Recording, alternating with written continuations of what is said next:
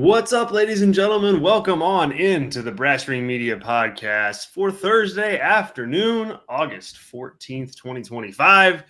So pumped to be here. We got a lot to talk about. I'm Zach Haydorn, your host. That over there is Tyler Sage. He's your other host. Tyler, what's up? Nice Sting shirt that you got on. Thank you. Classic. Old Wolfpack version. Yeah, it's good to be here. Good to talk.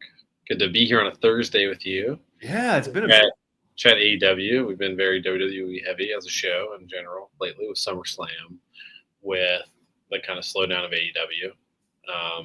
Just like not from like big event to, we're in backlash season essentially. So it's been take your foot off the pedal a little bit from what's important. And I think Tony Khan's done the same thing. So yeah, I mean, it's weird. Like last weekend, not a big event. This weekend, we don't have a big event either. Next weekend, obviously, we do. But yeah, 2 weeks. I mean, I haven't run the numbers on this, but not too many times this summer or the last year that we've gone 2 weeks straight without some kind of major, wrestling show, whether it's like a Saturday night's main event or a pay-per-view or an AEW show, or even like throw NXT in there and you're, we haven't said that too much. So yeah. I mean, just the numbers of it, right? How many does AEW do? 10? Yeah, like 10. Yeah. So you're like 30 weekends out of the year probably between NXT, WWE, and AEW where you have an event. So yeah, 2 in a row is crazy. Yeah, it's crazy. Is there UFC this weekend, or is there also like no UFC for a couple of weeks too on top of that? Actually, there is UFC this weekend. It's in Chicago. It's right down the street. And let me tell you something.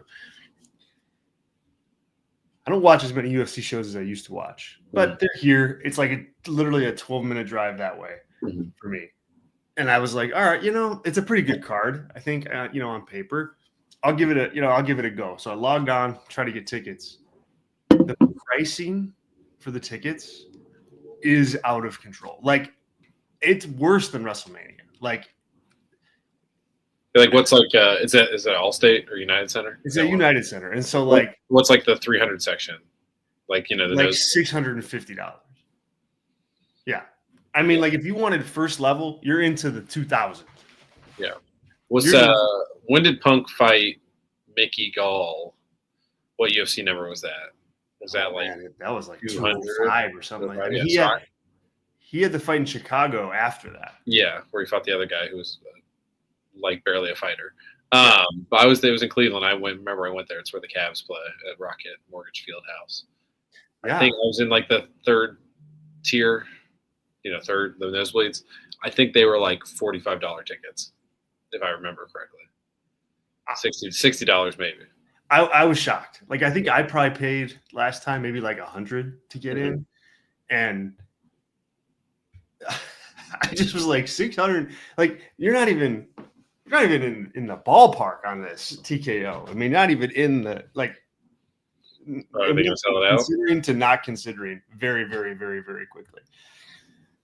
But yeah, there is one this weekend. Yeah, but I mean, they're probably going to sell it out, right? So. Oh sure, I'm sure they will. Yeah. Yes, why not? But what's worse? Like, what's the worst thing in your city for like an event? Is it the NASCAR thing? Yeah, the NASCAR thing in terms of just like jacking up the city. Yeah, I mean, if we had the Olympics or something. Yeah. Oh God, if we had the Olympics, forget it. But yeah, the NASCAR thing is pretty rough. Yeah, interesting. We don't have anything like that here, thankfully. So, good to be here. Good to talk some wrestling. Good to talk some. We had a lot of TKO talk. We barely talked Raw on Monday, which I thought was fine. We could kind of barely talk Dynamite if we wanted to be honest with ourselves here. But I want to use it as a launching point to talk about Dynamite because they're in an interesting spot. We'll dig into it. Hello to everybody who's in our live chat. The boss, Chris Payne, is in here. Hassan is in there as well. We also have Zach who says, Happy National Creamsicle Day. Man, that's good to know. Yeah, underrated dessert right there. Very underrated dessert. Thanks, Zach, and thanks everybody who's joining us. We appreciate it.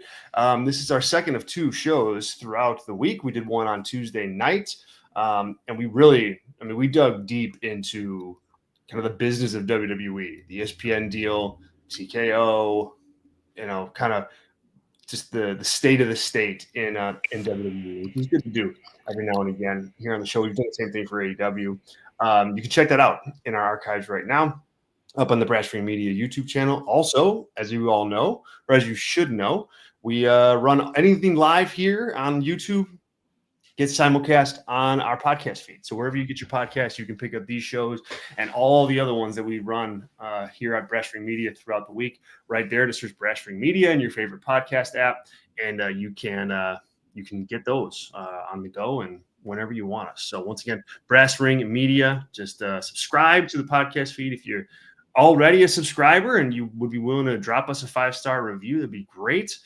Same thing on the YouTube channel here. If you're able to subscribe and turn that like button blue, that would be a big help to us. It helps us kind of get into the YouTube algorithm and get in front of some more potential fans. So we thank you in advance for that. If you want an elevated Brass Ring Media experience, you can head over to Patreon right now and become a Brass Ring Media member. Thank you so much to all of our members. All of our members on a week-to-week basis get a member-only show once a week. You get all of our pay-per-view and PLE review shows. You get access to our Discord community and other fun stuff along the way. So how do you do that? You head over to Patreon, patreon.com/Brass Ring Media. It's only $4 to do it. We do offer a gold membership tier as well if you want to contribute and also be able to participate a little bit more. You can become a gold member as well. We thank our gold members, Sean Palikta and Adam Kidd. Thank you guys so much for your support. And also, I've got super chats open. So if you want to ask us a question to answer today on the show, or you want to rant, or you want to just have your mind heard out in the ether, drop us a super chat. It's out, helps Brass Ring Media sustain itself. We thank you in advance for that too. So let's talk AEW Dynamite, because we had I thought an interesting night of AEW action yesterday. And I say interesting because I thought you got a nice dose of what's going right in AEW and a really nice dose of what's not going very well in AEW as well. And you got that in the same 2-hour show, in the same exact 2-hour show. And so I ask you, Tyler, how can, and just the premise, let me know, but how can, an MJF versus Adam Page feud kind of click like it's clicking, and then on the same show with the same booker miss so badly on something like Cage and Copeland? So take that whichever direction you want. Obviously, you could probably tell how I feel about those two angles depending on or because of how I spoke about them. But just, is it a tale of two companies right now? Is it a tale of two Dynamites inside the same one? So first of all, you're not going to go to Edge's live show where he does stand up. Does Mike? No. Okay. Yeah, I think that was pretty much determined last night. Yeah, that's not going to happen. Yeah. No, it's all the same complaints I had on Monday about stuff. I mean, look with like the grand connector is a DQ finish, right? Of like being the worst trope currently in pro wrestling. But yeah, I think it's like more of a lot of talks we've had about Tony Khan of his reverence for certain stars of a certain age and not being able to tell them no or be able to push back. This to me feels like certainly a tale of two companies with how they treat people differently, where Tony Khan feels comfortable telling MJF, Adam Page, Will Ospreay, Kenny Omega, Kazuchika Okada, Swerve Strickland. Am I missing anybody in the top echelon of the company? Tony Storm. It's fine telling all those guys, Darby Allin, I guess, what to do, how to be booked, if they're probably with minimal pushback, as like those guys are team players. Your CM Punks, your Aleister Blacks, your Andrades, your Rusevs, your Copes, your Christians are in an opposite camp of that.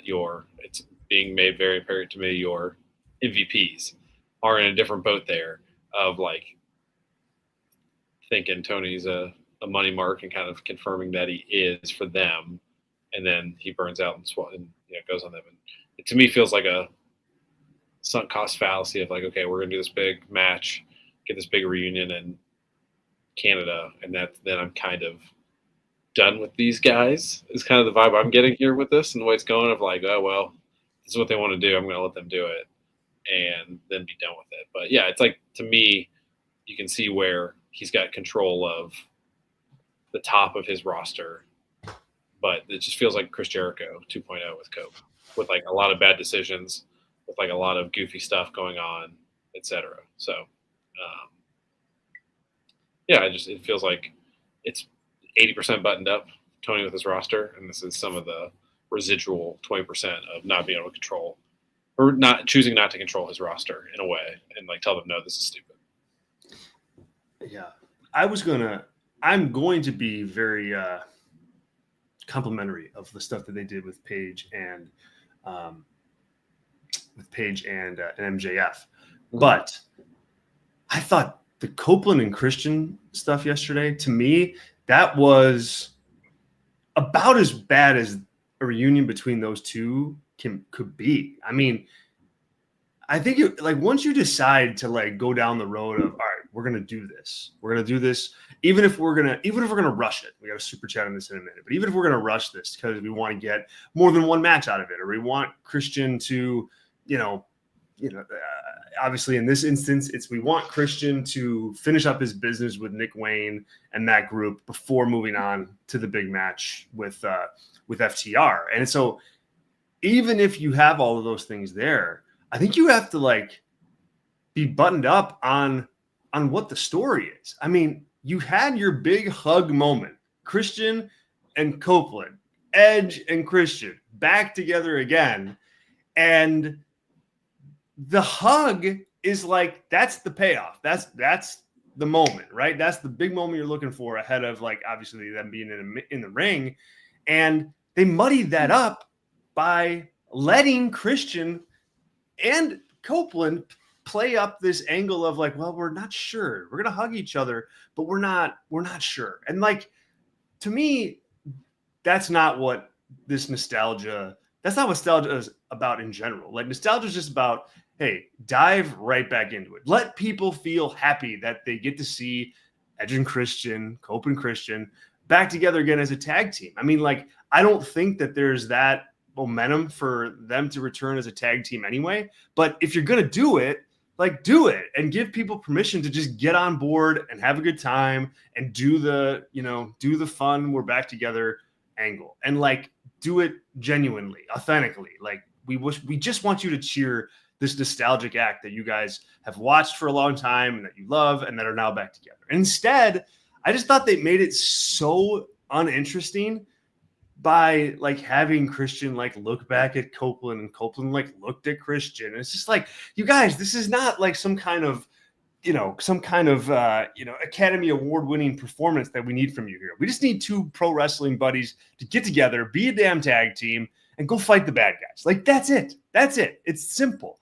And I just thought you lost out on whatever kind of small moment you had with them reuniting. You totally blew it here with the hug, and they're going to do this little match, and then there's a bigger match coming. It's just way too cute. And I don't know. I just found myself rolling my eyes and really, disappointed at not just Cage and Copeland for like their work within that, but just the setup and the storyline and the narrative was just all, you missed on all of it in terms of in my eyes. 100%. I mean, the match, bad, goofy. I mean, I talked about the open mic stuff that it felt like Cope was doing there with Stokely and doing like Young Bucks. That was so bad too. Yeah, you're right. Young Bucks, like 2017 ROH work. And I know he wasn't watching or has ever watched any of that. So I'm not going to accuse Cope of stealing the Young Bucks Ring of Honor gimmick. But that's what he was doing. And that works when you have, 300 people in the, I guess there's 1,500 people in that place? 2,000? So yeah. I guess it's not much different than Ring of Honor. 2,000 so. Max, but yeah. But yeah, I mean, that's why I come back to Tony. Like, if you ask Tony Khan, hey, Edge and Christian, what is their best value as a tag team? Are they good guys or are they bad guys? Like, he's a smart guy. The answer would be bad guys. Where they are, how they're like, Christian's such a good bad guy. People basically hate Edge as it is right now anyway. So that to me is like comes back to that like needing to make the call, and this works so much better if they're bad guys and they're running roughshod and they're both just bastard old guys pulling rank, pulling clout. Again, main event mafia type stuff, but on purpose. You know what you're doing, that sort of story. And like they should be aligned with MVP and the Hurt Syndicate, honestly. Something like that, where they're like going through, have muscle, and like running roughshod on everybody would be a more interesting story than what this is. This is just feels like you're trying to put the toothpaste back in the tube, and it's going poorly. It's really. Yeah, I mean, also we didn't even mention for good reason. I said sorry I even mentioned it, but when you're like FTR, which I still like what they're doing, like I like Dax's promo on Collision. If you saw that, where he kind of did the opposite of his, I fight for 3 things, and now he's like, I only want the belt. I don't want my brat kid or my ugly wife to. That was good. Incredible promo, but like I still like what they're doing, but like the other opposites of this, Kip Sabian and Nick Wayne. I mean, you couldn't have like literally Big Bill and Brian Keith are more opposing figures, and Edge and Chris Jericho are very similar to me in their usage and their sadness, I guess, of what they were doing in their career. A good thing Jericho's just gone for the time being, but that's like also another thing that's just like an insane choice here to have them be your opposites. Action Andretti and Leo Rush, I think, are more imposing figures than those two. Yeah, it does feel like. Well, here, let me get to the super chat from Zach, and Zach says here, big picture. I think Tony Khan ideally would like to have 2 more weeks to flesh out that reunion between Copeland and Christian and the cage match. Well, it's like, okay, he has all the time that he wants. I mean, he's got 52 weeks of television. Like you don't have to do. They're gonna do Copeland and Christian against Wayne and Sabian at Forbidden Door, and it's like, don't. I mean, that's not even really the story. It was like that storyline muddied up the turn and the reunion anyway. Just build Christian and Cage back up, and then even if you're going to run them as babyfaces, and I agree with you that they would be much better off for the company and themselves if they're heels. But even if you're going to do them as babyfaces, I mean, FTR, that's the match. That's the big match. Like, don't waste the big reunion moment on Kip Sabian and Nick Wayne. Like, what are we doing? There's another pay-per-view next month. That gives you 3 more weeks of build or whatever it is. Like, I don't have any sympathy for Tony Khan on this one. Like, this is just, to me, like, hey, if you don't really want to do it, and it doesn't seem like he really wants to even do it, to Zach's other message here. To me, the tentativeness mitigated things being fast forward. So it did feel like, to your point, Tyler, that Tony Khan's like, all right, you guys want to do this or whatever? We planned on this. Like, let's just do it.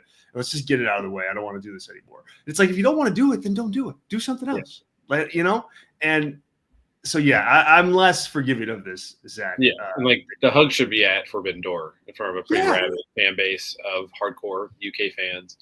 And like, whatever you have to do, like, obviously the story has to be different, but there's a world where FTR drag out Christian in whatever Edge is doing in his whatever match he's having in some alternate world, and they like force Edge to make the decision to like save Christian, or get counted out, and he chooses to get counted out, save his friend, run off the bad guys, and then they hug because Christian's like, "Oh my God, you saved me, thank you.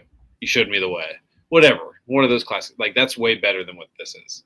And that's just like that would show like Tony cared about making the baby faces as opposed to being like, I don't know, you get with Dax and you guys have 15 minutes on Wednesday. And that's what they came up with. Like, be like, just add baby powder, then we're good. That's all I ask. That's probably what Tony Khan said. So I'm just kidding. Yeah, it's a really weird situation with those two and with FTR too, and then the pseudo feud with Nick Wayne. But this is what I mean when I'm saying that, like, this is a bad angle. This is just a straight up bad angle, bad story. And again, I don't think that there was this groundswell of momentum for a Edge and Christian reunion at this point anyway. Like I maintain that if you're going to do this, like you had to do it right when you brought Edge in, when you brought Cope back. Like that's when you do it, if you do it at all. And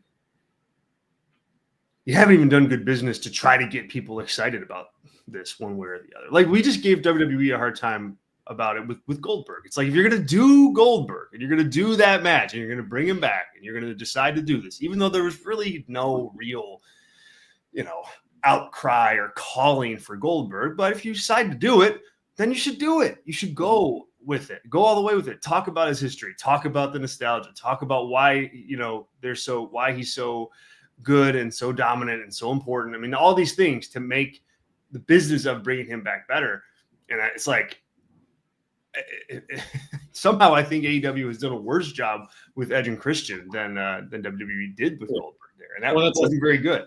Yeah, and it's like a comparison of WWE and AEW, right? Like, again, I think we're going to transition to it here soon. But, like, the opening of the show, incredible stuff, I thought. Like, a reason to watch, like, episodic television here of MJF and Page for me. And then you have this as the opposite. And, like, the thing with WWE is, like, there's no highs that high and there's no lows this low. Everything's just kind of like a muted 5 out of 10. Like I was trying to think of like a comp of this feud in WWE recently. The closest thing was like Fatu and Solo Sikoa. But even then, like it wasn't bad. It was just so boring that I didn't care about it. Like Jelly Roll and Logan Paul and Randy Orton and Drew McIntyre. No, am I missing somebody here? Yeah, that was the team. Teams like it wasn't bad. I just didn't care what happened personally. And like here, like it's bad and I want it to be away from my television. So that's like the difference between the two companies is you like your variance is way higher. The WWE is so muted and watered down that everything's kind of samey. Zach brought up this cage match, which I'm curious to your thoughts on, because it's another thing where I'm interested to see where you land on this. It's going to be Team Will Ospreay essentially against Team John Moxley or Team Death Riders at Forbidden Door in a lights out cage match. So Young Bucks are going to join. They are going to join the Death Riders, and it will be a team of Will Ospreay, Hiroshi Tanahashi, Swerve Strickland, Kenny Omega, and Kota Ibushi on the other side. I'm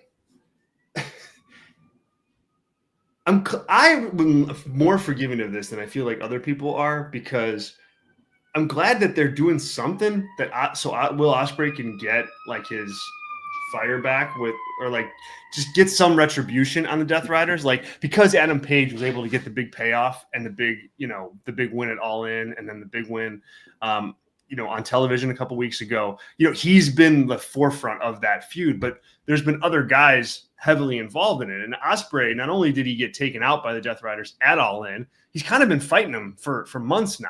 So I'm cool with them doing this match, but man, does that Ospreay team come across as super, super random. Hiroshi Tanahashi, Kenny Omega, and Kota Ibushi, like, I don't know, man. I don't know. Talk me off the ledge on this one.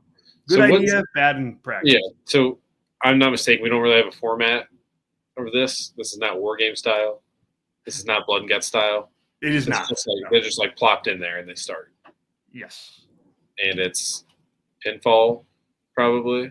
Or no, what's lights out? Yeah, just like a lights out match, but is lights out pinfall submission, or is it submission or knockout?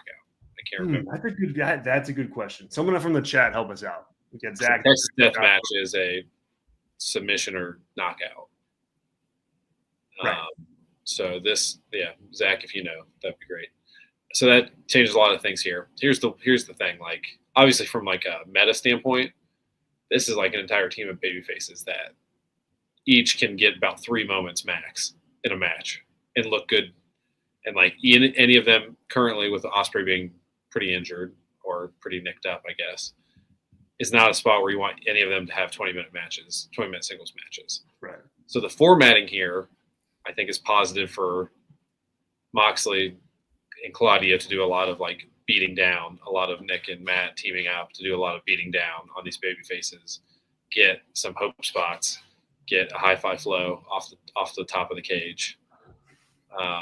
That will surely shatter Kuroshi Tanahashi's. Yes, in midair. Yeah. But The air is just too strong for them. yeah, it's rough stuff. Okay. Seems like we have a consensus. We have a consensus in the chat that it is a pin or submission.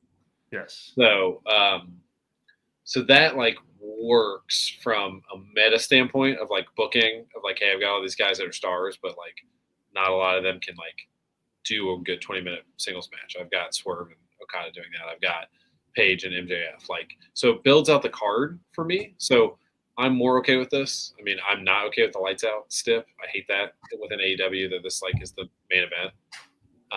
When Adam Cole and MJF, oh my gosh, Adam Page and MJF should be the main event. Yeah, I don't think the UK crowd wants to see that as a main event again. Adam Cole and MJF, but yeah, they don't but yeah, Page and MJF is a proper main event match for a big time show. And now that it's like not, I think doesn't help the belt, doesn't help your pseudo secondary world title as well. The way you're trying to prop that up to have this be the main event. So I don't like that aspect of it, but it's a series of baby faces getting hope spots. And I think this is an opportunity for the heels to win. And depends what you want to do, right? What's the reclamation project for these heels that have lost a lot recently? It's probably winning this match and then having secondary feuds with Ospreay, Kenny, Darby. I mean, they're clearly building a Darby model. Yeah, I mean, Darby's going to do a lot of work on this match, too. He's going to be bumping like crazy. So, yeah, I think everything besides it being the main event and being the lights out gimmick, I'm okay with. It's like a good padding of this card. It makes me more excited to buy it as a fan because I was tepid, to say the least. And this is like, okay, I can get behind why this is happening. But, yeah, so I'm not really my intention to talk you off the ledge, but it makes sense from You kind of are. I mean, story-wise, it doesn't, but everything Forbidden Door doesn't make sense. So at least like we're less shoehorning Forbidden Door stuff in this show, which is why I haven't railed on that very much in recent weeks. It's probably Tanahashi's like last match outside Japan too, right? Yeah, for sure. I mean, I think they're billing it as like his last match in the UK for sure. Mm-hmm. But yeah, gosh, I'm trying to think about it. Yeah, there's not too. I don't know that he's scheduled for much else. So yeah, it could be outside Japan. Period. Unless he does some kind of date in for AEW proper in the United States. Yeah, if he wants to, I think he will. So yeah, I think he will. Yeah. I mean, and like I don't know. It's again that I don't even have a huge problem with that, but it's like I have the same like opinion on that as I do Christian and Copeland and Goldberg. It's like if you're gonna bring Tanahashi in, like, or it's like in WWE right now, like doing all this AAA stuff. It's just like explain what it is. Why should people care about this? And with Tanahashi, it's the same thing. It's like make him feel like the big deal that he is, like coming in for his last match, retirement tour.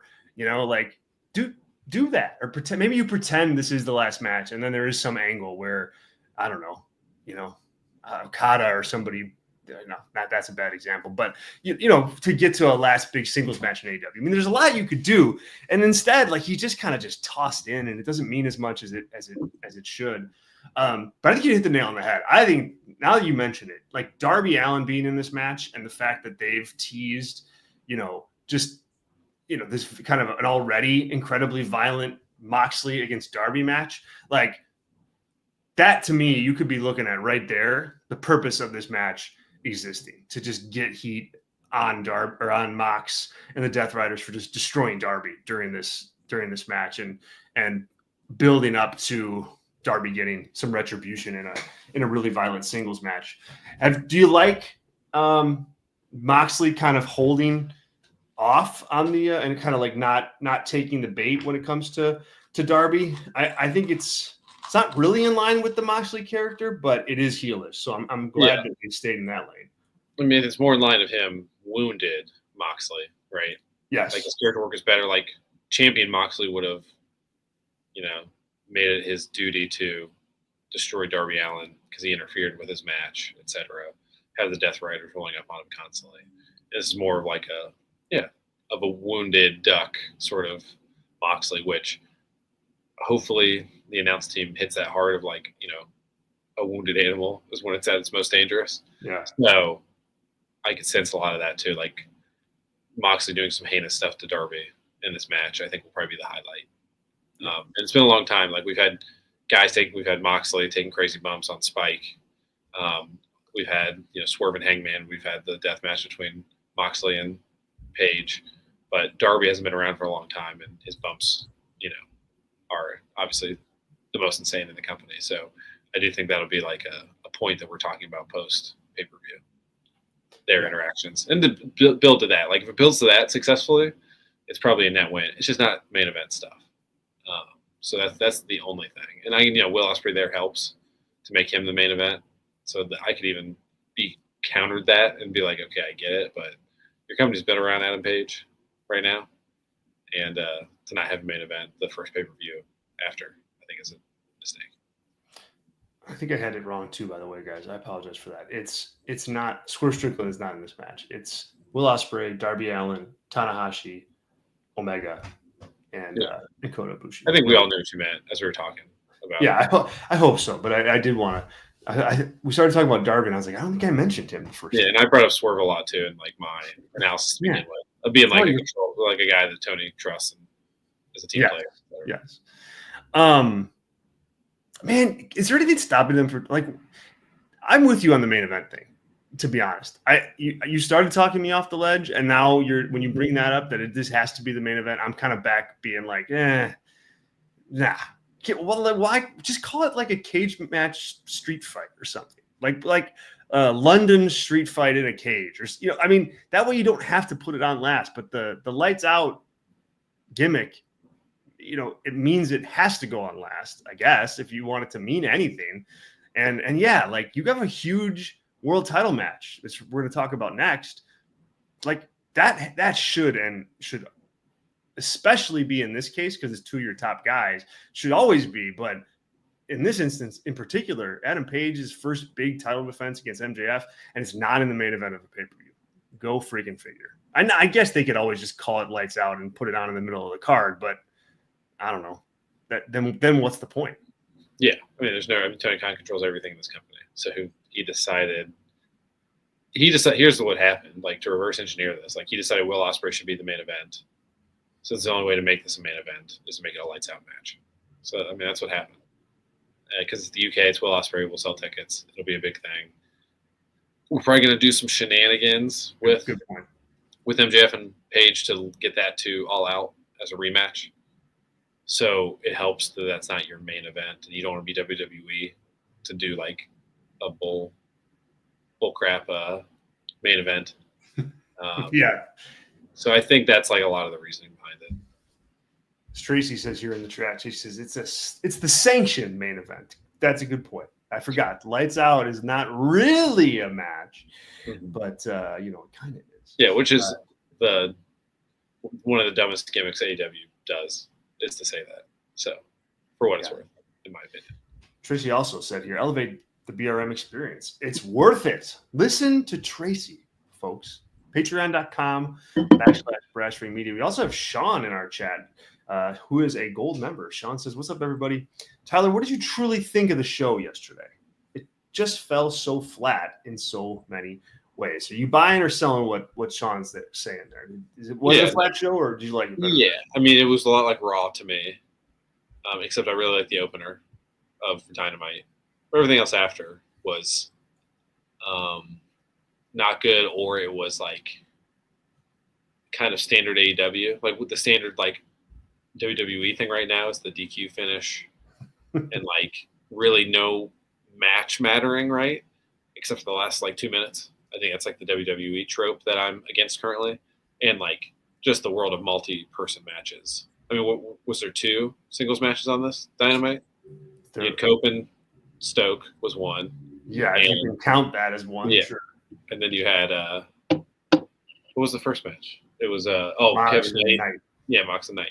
So, which I thought was a fine match. But besides that, they're all multi-person matches, right? And that's kind of the AEW trope right now of like And we don't want to tell like great stories, so we'll use these matches to like fill out time and get everyone on the show still.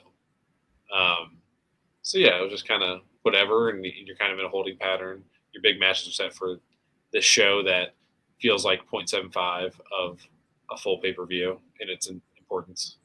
Yeah. So yeah, just kind of that kind of time. All right, let's move on to the main event. I guess what was the main event angle last night, but also the show opening angle last night concerning Adam Page and MJF. You had Adam Page and MJF start the show with this kind of promoted face-to-face confrontation. MJF is out first, Page is out after, and basically, like the segment starts with with MJF trying to goad Adam Page into like just giving him a title shot rather than MJF having to cash in the opportunity. And it ends with Adam Page really being the guy to goad MJF into it. And he gets MJF to agree to cash in that opportunity and make the match official. World Championship on the line, Page versus MJF at Forbidden Door. I was a big fan of this. I liked this quite a bit. I thought it was, for one thing, it's so refreshing to see the AEW World Champion in a feud just after winning the title that is an actual World Championship feud. Like, this isn't Bryan Danielson. I think on Tuesday I brought up the example of Danielson and Jungle Boy. Like, it's not that. Like, this is like a legitimate top level feud. Like, it's you're one of your biggest heels, if not your biggest heel, against your number one babyface and world champion. That's what I think you want for your world title matches. Like, this is a good example of, hey, this world title match should get some people to buy on pay-per-view. And then I liked just the execution of it. I liked, that MJF wasn't able to outsmart Adam Page. Like, Page was actually like a smart and likable babyface that saw, clearly had watched the show, knows who he's dealing with MJF, and turned the tables on him. And then MJF sold for him. Like, I love that MJF like said yes and then started kicking the rope and like just being upset with himself. Like, that was great. Like, Page got him to lose control. I'm also really loving the Hangman dumbass line. When he's delivering that dumbass line, that's like it's great stuff. It's great microphone work. So I really enjoyed that. And then to bookend the show with like the big heat angle. So at the beginning you get, Page one up in MJF. You see MJF kind of lose it. By the end, you're back. Heat back on MJF. He beat Page to a pulp. There's more where that came from. Like, look, this didn't have crazy bells and whistles. It's not this, intricate, as I said before, Academy Award winning, feud by any means. But I do think this is a main event level pro wrestling world championship feud. And I'm glad it came across that way. So I was pretty high on this. I'm curious what you thought and what the chat thought too. Yeah, certainly. I mean, everything you said, it bucks the trend of AEW having Adam Page take on who would be the equivalent. Man. Are you trying to think of like an equivalent of like Jack Perry? Yeah, currently, or like who's the Nyla Rose of the men's heel division currently? I don't mean this in a bad way, but that he has served this role a lot. Like Takeshita, I feel like has been like a guy that they always kind of drop in, like, all right, you're gonna fight Takeshita now for your big world title match, or somebody like that. Maybe. Like if Christian was still the head of the patriarchy, like he'd be in this role. There you go. Yeah. Or if Cope had turned heel, certainly that. Like Cope would be in that spot. So like to buck that trend of being like, hey, this is like a real top 3 heel that can certainly beat him. And it's like, I think Josh Alexander, that's a great. Yeah, that's a good one. Yeah. I mean, maybe he would need some more reclamation to get there, honestly. But like Fletcher is slightly above that category, but like I'd be like, no way Fletcher's going to win. So even that would feel a little forced. I think Page is going to win at least this bout or not lose the title, but I'm not like guaranteed that Page gets out of this feud with the belt. And that's like where you want to be as a wrestling fan. So love that. yeah, I mean the Seabiscuit line, like Seabiscuit won in the end, dumbass. Great. Like to do that is like so funny, and the whole like MJF of it all is that this is like the reverse of what MJF used to do. Like he's chasing a title and has like is jumping through his own hoops to get a title shot, which is probably why he's going to lose in the end, and like because he's like lost himself for a long time here, which I like that as like meta narrative on him and his character. Obviously, they have great interaction back and forth. MJF can control a crowd, but Page is a guy who can take it back and reclaim the crowd and have them listen to him, which a handful of people in the company can do.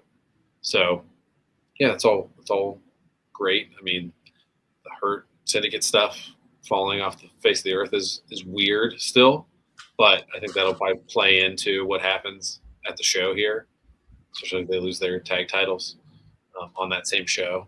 So it might all make sense post that show. But yeah, I mean, an angle at the end, you want to get some heat between them, nonverbal heat, and you got that as well. So yeah, I mean, this is like really, really good stuff. Best show in the company by a mile, and you can't say that. Like, who's Cody facing at Paris? Probably Drew McIntyre, I would think. So and that's your top belt. Seth is in a 4-way. So, what's the top thing in the company? Like, what's the top story in, Roman's on the poster and he doesn't have a match yet, right? So, right, yeah, he's got the Starry Night, which is so funny. It's a Van Gogh painting. Not a French person, but anyway, I digress. But, I wonder how that went over. It'd be like Wayne Gretzky being on an American poster or something, for like a company. So anyway, or like Ryan Reynolds as Deadpool as being like. It's just so silly. It's like the time that AEW promoted like Bash at the Beach at like in Minnesota in like. It was in Cleveland. I was there. It was in Cleveland. It was Cleveland. Cleveland. That's what it was. Yeah. Beautiful beaches of Lake Erie. It's like what? There's not a beach. First of all, remember that fondly. Half that crowd had Hawaiian shirts on like I did.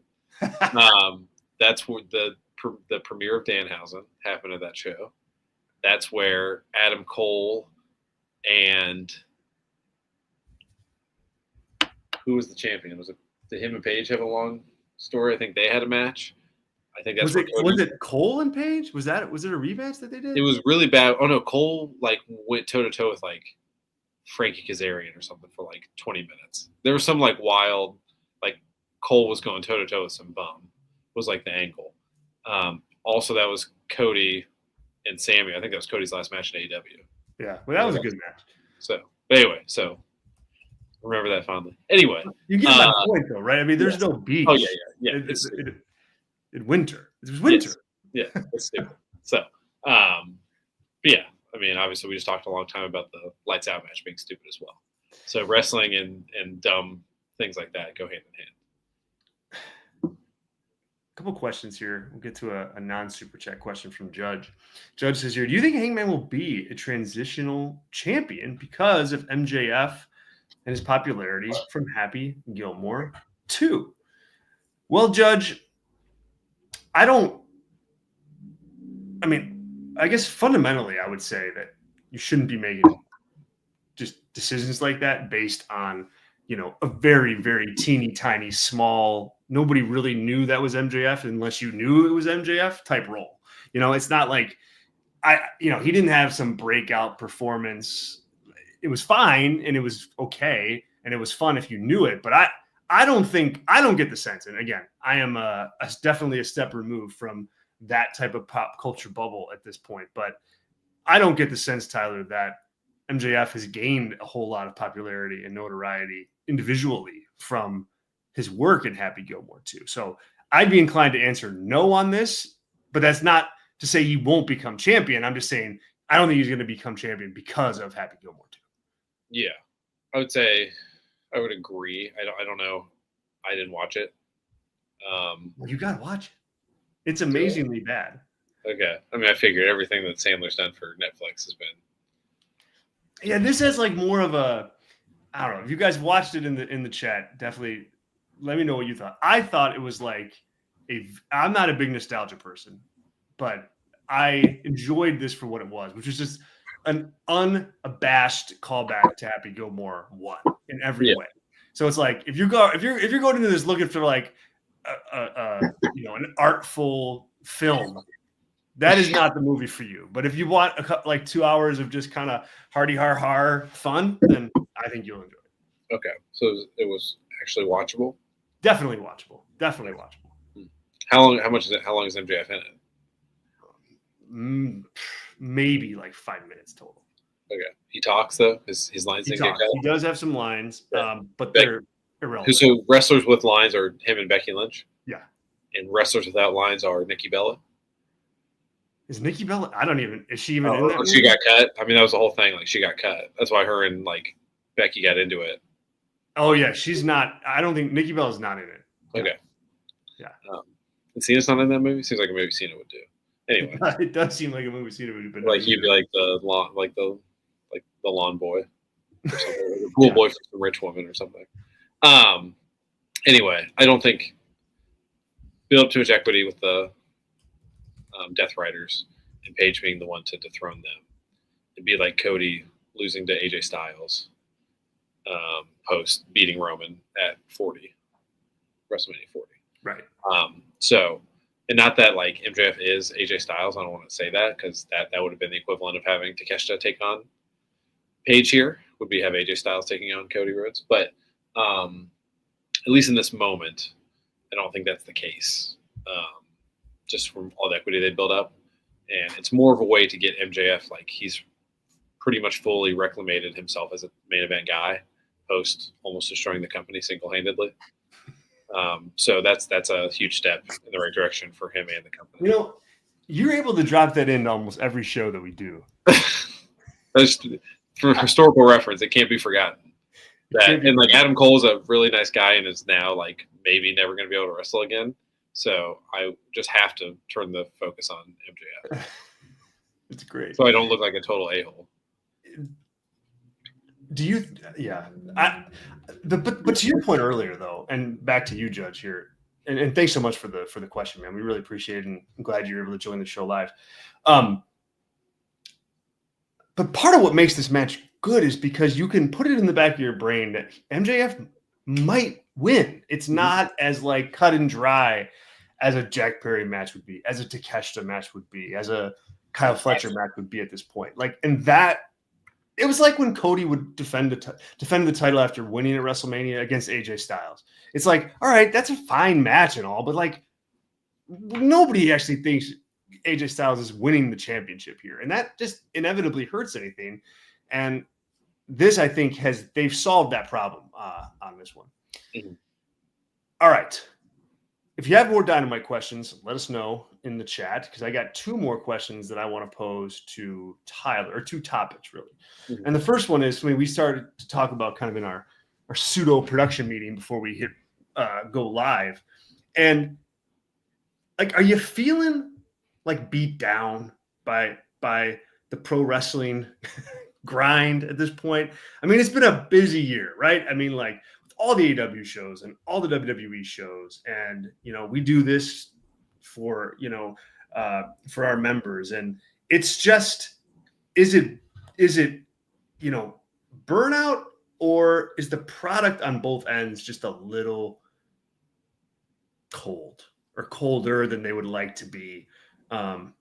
Given in WWE's case, for example, given how, they got momentum on their side business-wise, but I don't think the creative is corresponding. And with AEW, it's like you came out of this really big build to this really big show, and you're going to naturally come down for that. Like, that's natural. You can't stay at all-in fever pitch for the whole entire year.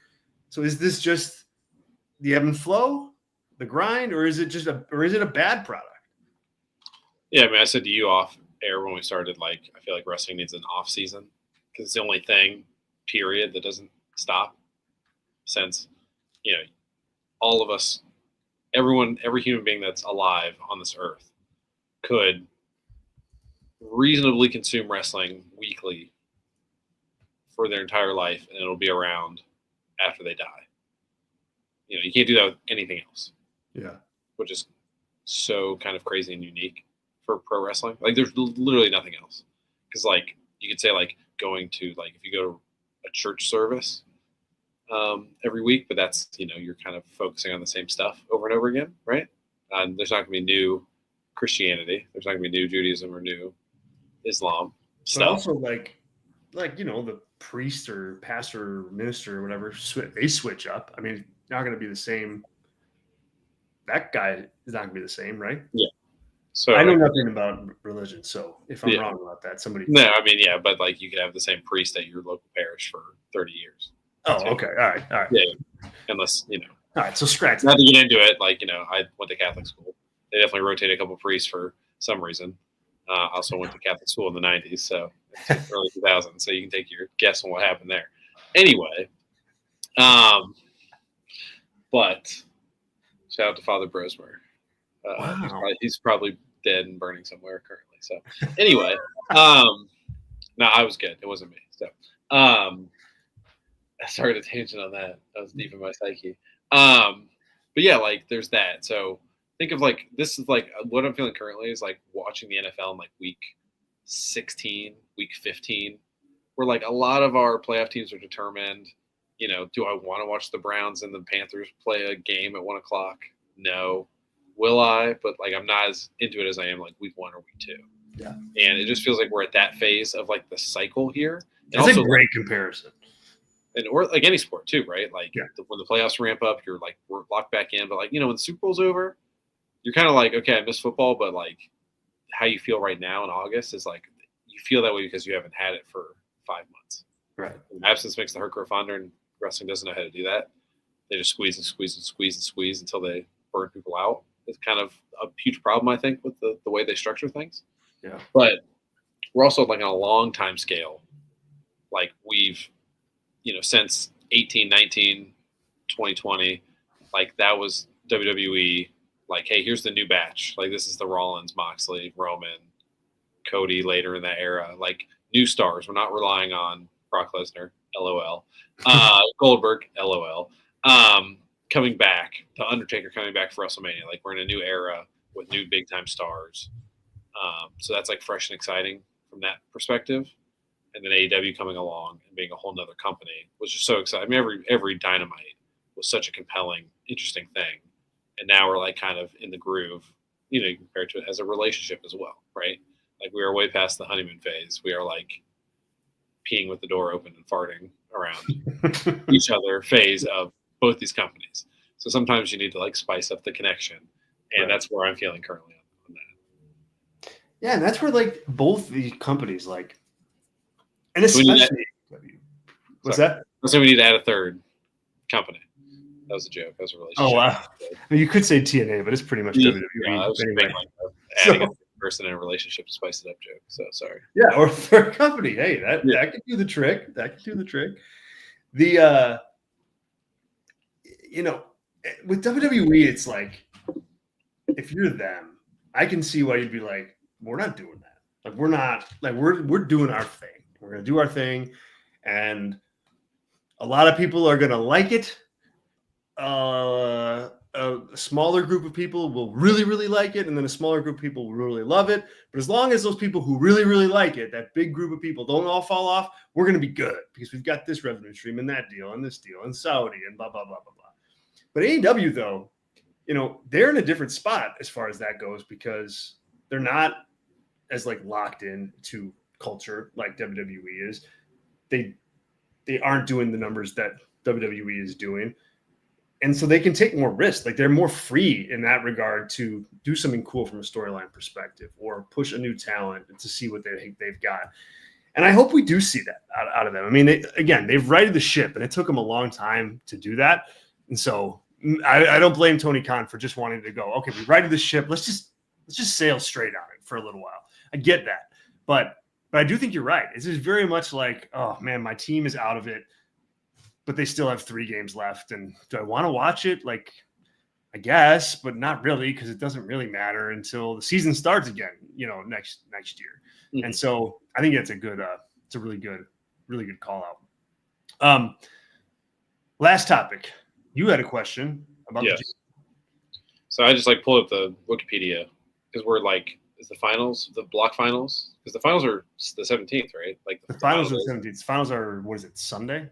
Sunday. Yeah. So just looking through the blocks, I guess a couple questions. There's some names I don't know, so I wanted you to just like 1 second, like, are they anybody or are they just like bums? Take. Okay. I can do that. Bolton Oleg. Bolton Oleg, yeah, big brute guy, can work in the ring. Nope, like less than zero personality. Like just yeah. I can't put it any clearer than that. The dude can work, so he's in a good spot because it's Japan. But the dude has a personality of a doormat. Yeah. Colin Newman. Same thing. Yeah. Smaller guy though. He's not like big and brutish. He's like kind of flippy flyy guy.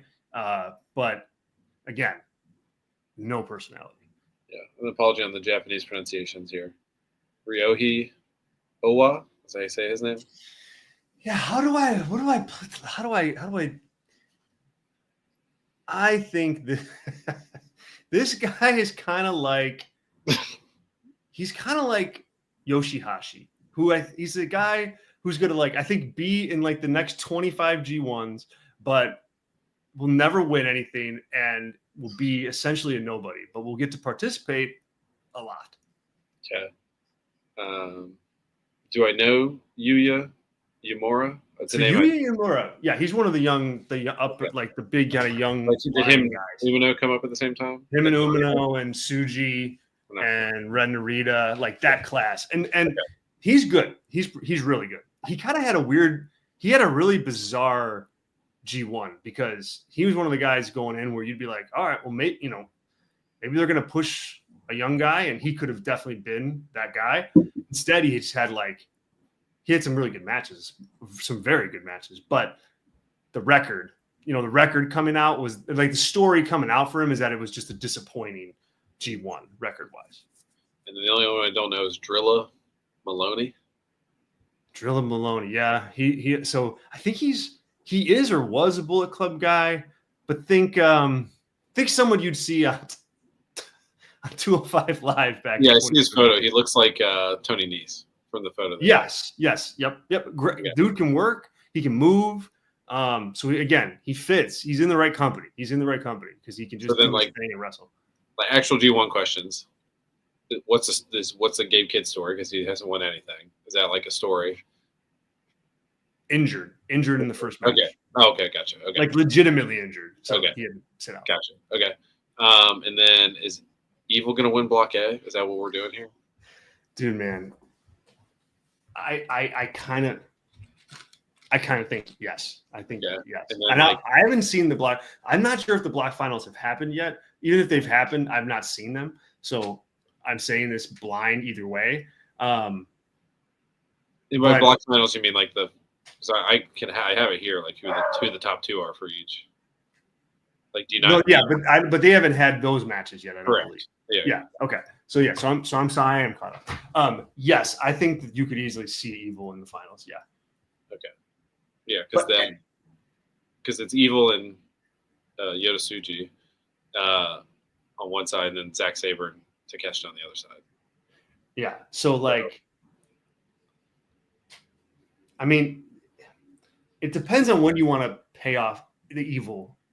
Yeah, storyline of the G1, which is the same story. You know, like Zack's the champion, right? Zack's the champion, okay. And the Evil story is exactly what you thought it was, which is the House of Torture is interfering. He keeps winning. The interference keeps happening. So now, who's going to be the guy to stop that? And so, I think if you see Yota Tsuji beat him, he's your winner. He's your overall winner. Yeah. But they did announce, I believe, that Zack Sabre Jr. is going to defend the title at Forbidden Door, I believe, the IWGP World Heavyweight Championship. So I don't know, like maybe you do want him to win the G1, and they haven't had that happen in a long time with the world champion winning and then gets to pick.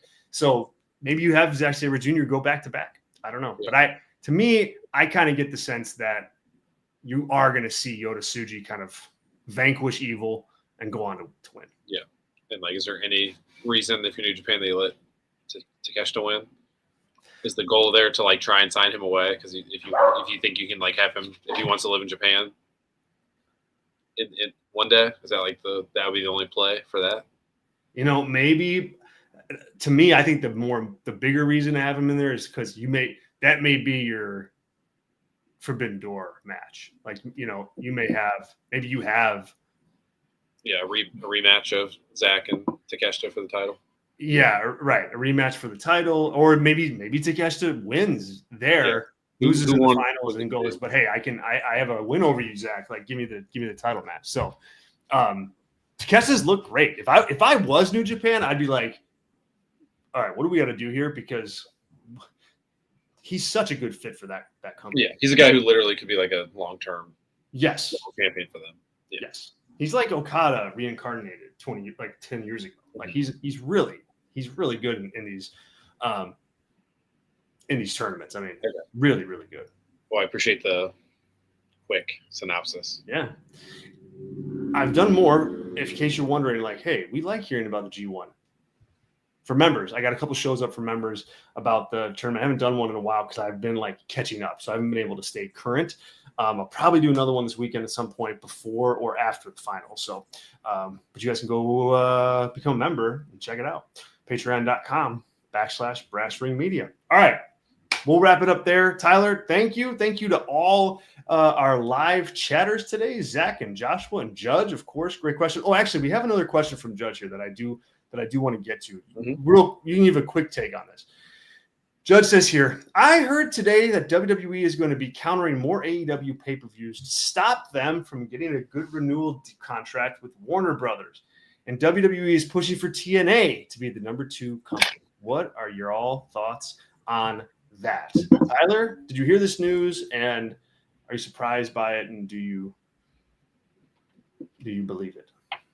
This came from Dave Meltzer. I mean, like, it came from Dave? Yeah. Yeah, so it came from Tony to Dave to relay. Right. Yeah. I mean, that's not really – I don't need to report it. I just want to – you can see that's what's happening. I mean, WWE can think – they wanted that since day one. Right. For AEW not to be the number 2 company. You have this – yeah. That's like the goal, but does that mean it's going to happen? No. I mean, TNA sucks. So, currently, when your NXT champion is a guy from NXT is your TNA champion, that tells you all you need to know. If people are not stupid, they see through that. And you already have NXT. Why would I watch TNA if there's already NXT that's better? And you're going to try and do the same thing with TNA. Right. So, and the counter programming. I mean, we saw a little bit of it even on our chat where I think people were saying they're going to watch WWE, the September show instead of All Out. September 20th, yeah. We'll see.